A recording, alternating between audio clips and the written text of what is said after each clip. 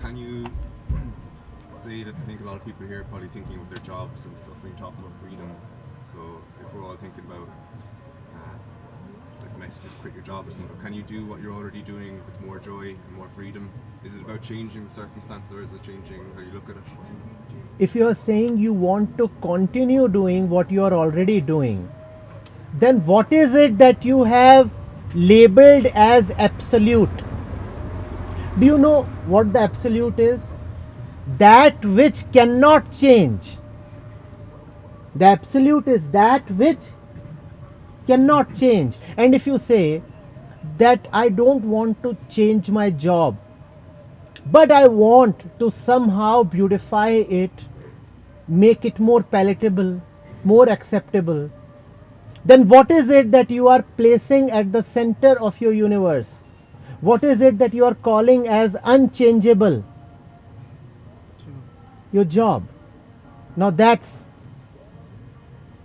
a pretty sad deal. If freedom is important, what must be at the center? What must you never compromise with? What must be absolute? You must say, freedom comes first, and let freedom decide the job I would take up. First things first, is that not a golden rule? That which is the most important should come first. And if freedom is not important to you, is it not obvious that you will be attracted towards stuff other than freedom? Then you are just getting what you asked for. You asked for something besides freedom. You got that. Now why complain? Place the real, the most important, the most valuable at the highest. Give the most important position. The first must always come first, and then let the first decide about the rest. Yes, it's not spirituality, it's common sense, it's arithmetic. I will do first that which matters the most. If there are 5 options, to which one am I going to devote the most of my energy and time? The one that matters the most. So devote the most to that which matters the most, and then everything will be taken care of. And first of all, decide, be very, very clear. What is it that matters the most? You don't have to conform to the scriptures. You don't have to necessarily abide by the gurus. The scriptures might have been telling you that truth and joy and love and freedom are supreme, that they are the highest values. But you decide for yourself. If you feel that money and security are the highest values, then with all your might, plunge into acquiring money and status and security, and then live the result, get the result, experience the result. That will tell you fully well whether you have made the right decision for yourself. Live by your conviction, even if your conviction is proven to be misplaced later on. At least when you are proven to be misplaced, you will then return fully. There is no point living in balance. There is no point living in a mixed way. Belong either to this side or to that side. Be very clear what matters to you, freedom or money and security. And that which matters to you should then be given all your resources and time and attention. Hmm?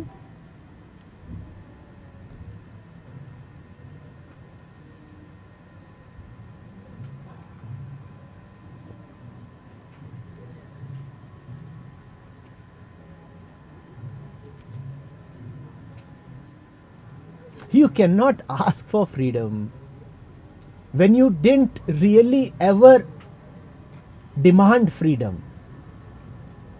I come to this cafe and I order lemonade. And when I get lemonade, I complain, well, this is not a burger. What would the cafe guy tell me? You got what you asked for. If lemons is what you asked for, that's what you have in your hand. Now why are you complaining? This chap here, he got what he asked for. He had money. He had a kingdom. He had an entire damn kingdom, not just money. He didn't ask for that. He asked for something else and he got that. It depends on your asking. What did the Son of the Heavens say? Knock. Knock. And the door shall be opened. Are you knocking? Do you want the door to be opened in the first place?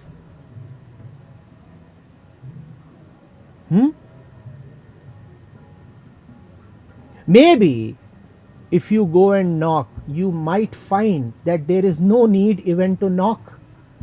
The door is already open. But even that can be discovered only if you first take the pains to go to the door.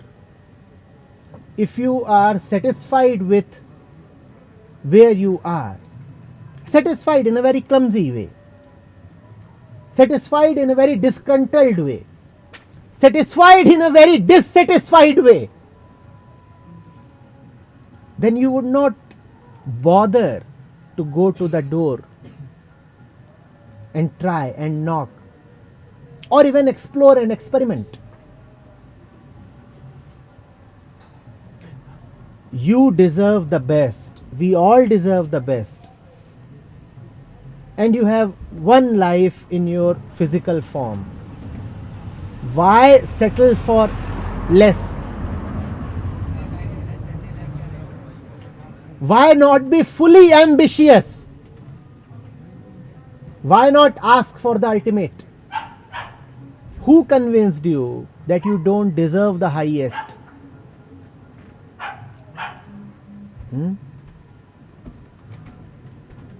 Who gave you petty desires? It's not wrong to desire. What is lamentable is petty desires, desires of the little, desires of the small. Why not desire big? Why not desire for the one bigger than the biggest? Why underestimate yourself? Why even estimate yourself?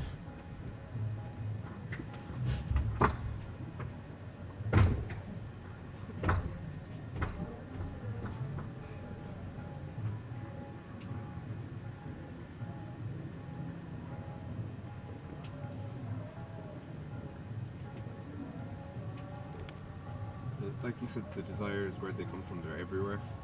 They're like come from absolutely every direction all the time. Yes, yes. So how do you encourage, what's the path to the door? You see, desires come from everywhere because we are deficient wherever we are. If a man attracts diseases wherever he goes, it does not mean that all places are vile and filthy. It means that the man's internal immunity is so weak that it doesn't matter where he is. he will be affected by the surroundings. If I am feeling desirous, let's say I want money or women or alcohol or whatever, does it matter where I am? Even if I am sitting in a satsang like this and I happen to be in proximity of the female gender, the desire would arise. Even if I am in the hospital getting treated by the staff, I would start feeling desirous towards the nurse. Even if I am in a temple looking at the deity, I might discover that I am depraved enough to feel desire towards the deity. How does it matter where I am? The hollow is internal to me. It's like a vacuum, and the vacuum tries to suck in air from all sides and everywhere and all the time. And it doesn't even matter to the vacuum whether the air is oxygen, nitrogen, carbon dioxide, or just smoke. The vacuum is thirsty. The vacuum would suck in, the vacuum would absorb what? Whatever it can. And that's the state of the desirous mind. It loses discretion. It just wants to fill in the hollow with anything. With just anything. If I can't get branded alcohol, then anything local would do. And if I can't get even that, then I would try cough syrup. People would use even that as a stimulant.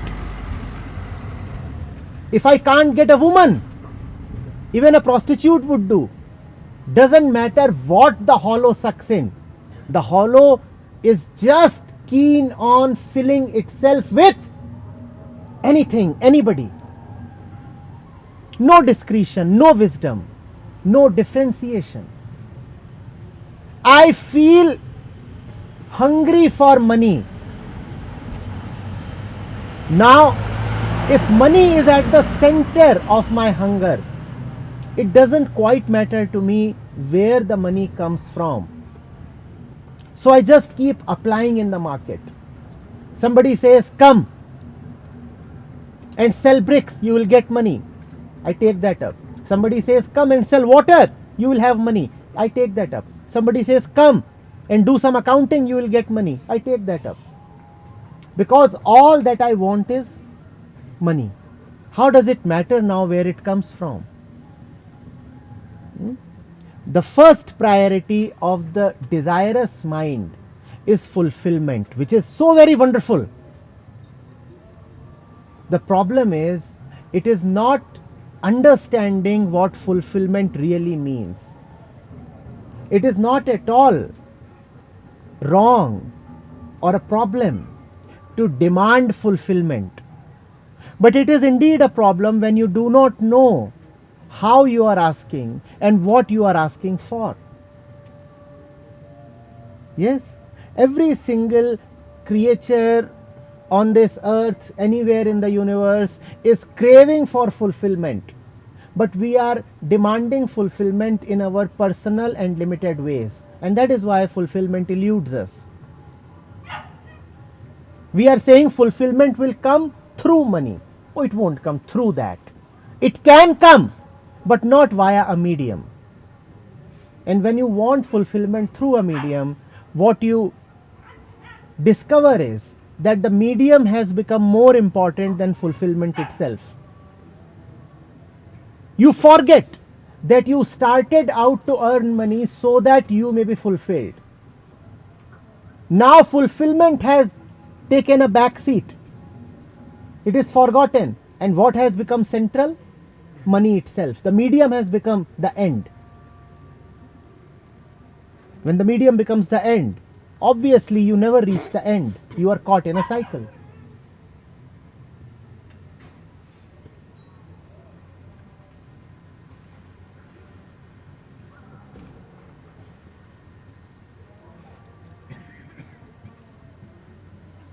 How do you break from the cycle? By seeing that the cycle is not serving you, and you are seeing that daily, why not acknowledge it? Why hide the fact that your efforts are failing? Why deceive yourself? Just surrender. Just give up. Just accept that you are not going to win it this way, your personal way. But you know, the ego finds it a little troubling to accept defeat. So it continues. It continues on a self destructive path.